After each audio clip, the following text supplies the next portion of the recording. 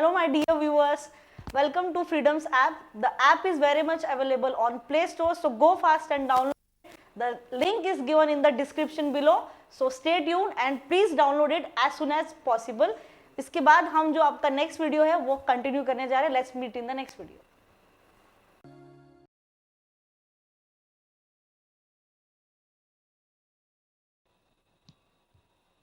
Welcome dear students to our new class. So we are going to start your new chapter, that is life processes in living organism part 1. So already we have started this in your class 1, that is your previous class. Now we will be seeing that further part in this class. हम इसका इस chapter से related जो next point है जो हमें पढ़ना है वो हम इस क्लास में देखने वाले हैं. तो चलिए हम स्टार्ट करने वाले हैं. आपका डायरेक्टली हम स्टार्ट करेंगे आपके रेस्पिरेशन प्रोसेस से. तो सबसे मेन जो लिविंग ऑर्गेनिज्म का लाइफ प्रोसेस के लिए या लिविंग के लिए जो इम्पोर्टेंट प्रोसेस है तो उसे हम रेस्पिरेशन बोलते हैं. Correct. Respiration is the most important process in every living organism, whether it is unicellular, whether it is multicellular organism. But the organ or organ system which is working for respiration will be different, or the names you can say the different organs are working for your respiration process. Like in some organisms, skin is playing the role of respiration. Okay, through skin the respiration process takes place or exchange of gases take place. यानी skin के through आपके gases exchange होते हैं. Okay, gas का transfer होता है. Okay, the you can say the oxygen gas is taken inside the skin or inside the cell and your CO2 is given out of the cell. Okay, so this kind of releasing and taking in the gas, exchange of gases also take place. And some different names like gills we can say for the aquatic animals, जैसे कि fishes होते हैं तो उनके अंदर respiration process किसके through होता है? Through gills. तो ऐसे ही आपके स्किन लीजिए आप, lungs, the main important part is your lungs, your windpipe, lungs and nose you see in human beings, which play an, they are very important part of your respiratory system. Correct. So similarly the name for that organ which is responsible for respiration in your fishes, that is gills. Correct. ये gills से आपका respiration carry out करेंगे आपके fishes. Understood. तो ये सारी चीजें तो हमें पहले से ही पता है. अभी रेस्पिरेशन क्यों होता है? Because it is a life process. ये एक लाइफ प्रोसेस है, यानी कि कोई भी रिएक्शन हमारे बॉडी में जो होती है उसका एक इंपॉर्टेंस होता है जिसकी वजह से हमारी बॉडी मूव कर सकती है और हमें एनर्जी प्रोवाइड करती है body. Correct. The energy which is present in the body और which is useful to carry out various you can say functions like locomotion लीजिए आप सेल ग्रोथ लीजिए, cell you can say different like transfer of food, transfer of or supply of food, okay, supply of nutrients, supply of water, then proper coordination in the body, everything requires a specific life process for it. हर एक system में एक एक life process के लिए वो work करता है. तो आपका मैंने अभी अभी बोला है लंग्स, विंड पाइप और नोज, ये तीनों चीजें. वैसे उसके अंदर और बहुत सारे चीजें, एल्वेलाई, ब्रोंकाइस, ओके, ब्रोंकियोल्स, बहुत सारे चीजें ऐसे आएंगे, ट्रैकिया, लैरिंग्स, फेरिंग्स, तो इन सब चीजों का भी इन्वॉल्वमेंट होता है. तो लेकिन आपका रेस्पिरेटरी सिस्टम क्या कैरी आउट करता है? Respiration process. और रेस्पिरेशन के लिए हमें क्या चाहिए होता है? Oxygen we require. Correct. We inhale oxygen and we give out carbon dioxide.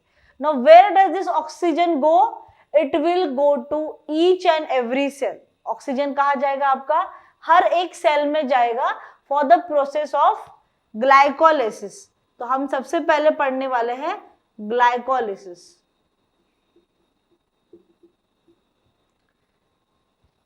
Glycolysis, glyco मतलब ग्लूकोज.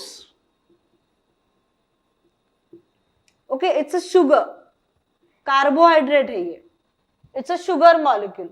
ओके, दिस लाइसिस मतलब lysis means breakdown. Okay, glyco means you can say glucose here, that is your sugar. Carbohydrate भी बोल सकते हैं हम या sugar भी बोल सकते हैं इसे. Okay, it is your carbohydrate molecule. Correct. तो जब कभी अगर हम इन प्रेजेंस ऑफ ऑक्सीजन, हमें यहाँ पे अगर ऑक्सीजन लग रहा है, आपके ग्लूकोज को ब्रेक डाउन करे, यानी ग्लूकोज आपका ये है, करेक्ट, ये आपका ग्लूकोज है जिसमें कार्बन, हाइड्रोजन और ऑक्सीजन होंगे, और इस मॉलिक्यूल को कंप्लीटली ब्रेक डाउन करके आपके रेस्पेक्टिव कंपाउंड्स बना रहा है, ओके, प्लस हीट या फिर एनर्जी रिलीज होने वाली है। आप किसी भी कंपाउंड को ब्रेक डाउन करोगे तो वहां पर उसके कॉन्स्टिट्यूएंट मॉलिक्यूल्स मिलेंगे, जैसे ये आपका ग्लूकोज किससे बना है, कार्बन डाइऑक्साइड और वाटर कंटेंट है उसके अंदर, कार्बन डाइऑक्साइड गैस और वाटर से, और उसके बाद उनके बीच में बॉन्डिंग होगी, तब आपका ये ग्लूकोज मॉलिक्यूल बनेगा, okay. And this glucose when it is broken down into the cell में हो रहा है आपके ये, करेक्ट, साइटोप्लाज्म में, it is happening in your cytoplasm, it is happening in your cytoplasm, or you can say okay inside a cell. So this glucose will break down into carbon dioxide and water and energy is released.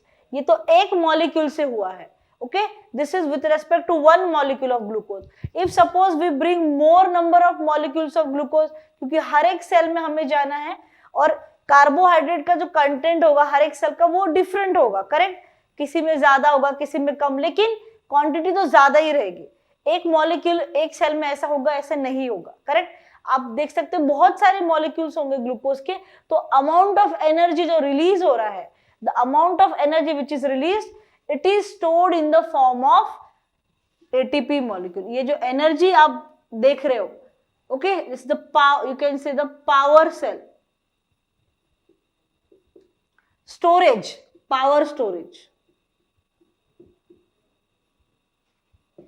Simple सी भाषा में अगर हम, जैसे आपको पता होगा कि हम ये यूज कर सकते हैं आपके portable chargers, okay, power bank जो हम बोलते हैं, correct, we have chargers for mobile, यानी जब हमें चार्जिंग कर रहे हैं तो हम उसे यूज करते हैं, बट इलेक्ट्रिसिटी जब नहीं होती है और हमें चार्जिंग जरूर करवानी है उसकी, तो हम क्या करते हैं, वी यूज पावर बैंक। तो वो एक एनर्जी सेवर है, उसके पास एनर्जी है और वो हम किसी भी टाइम पर बिना झिझक के उसे यूज कर सकते हैं, ना हमें उसको इलेक्ट्रिसिटी चाहिए ना कुछ भी नहीं चाहिए, बस हम उसे कनेक्ट करना है और चार्जिंग आपकी हो जाएगी।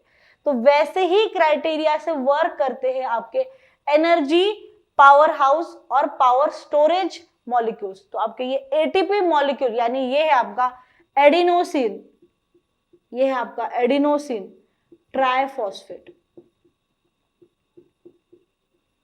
Adenosine triphosphate, A T and P. Adenosine या फिर एडेनिन बोल सकते हैं हम उसे। So adenosine is what, it is your base, nitrogen containing base है, एक कंपाउंड है जिसमें नाइट्रोजन है, कार्बन है, ऑक्सीजन है और हाइड्रोजन है, करेक्ट, और वो एक साइक्लिक स्ट्रक्चर के फॉर्म में है, एक साइक्लिक स्ट्रक्चर ऐसे, एक साइक्लिक स्ट्रक्चर के फॉर्म में ऐसे, correct, in this manner, not exactly this, ऐसे मैनर में साइक्लिक स्ट्रक्चर में है वो, और वो एक बेस है जिसमें नाइट्रोजन प्रेजेंट है। क्यों बेस है वो, क्योंकि उसमें नाइट्रोजन है, और नाइट्रोजन जहां भी प्रेजेंट होगा उस कंपाउंड को हमें बेस बोलना है, अंडरस्टूड। जहां पर भी आपके पास नाइट्रोजन है और उस पे लोन पेयर्स होंगे, लोन पेयर्स यानी कि जो इलेक्ट्रॉन्स यूज नहीं हुए हैं, तो वो होंगे जो इजीली डोनेट करेगा वो electron, nitrogen easily electron donate करेगा या देगा दूसरे एलिमेंट को, तब हम उसे बेस बोलते हैं, it is basic in nature, understood. Try means 3 और phosphate means your PO4 group, आपका फॉस्फेट ग्रुप जो है, करेक्ट, ये आपका फॉस्फेट ग्रुप है जिसमें 3- चार्ज होंगे, ओके। सो ये फॉस्फेट कितने नंबर में है, 3 फॉस्फेट ग्रुप आपके इस nitrogen. Please like, share and subscribe the channel and leave your comments in the comment section.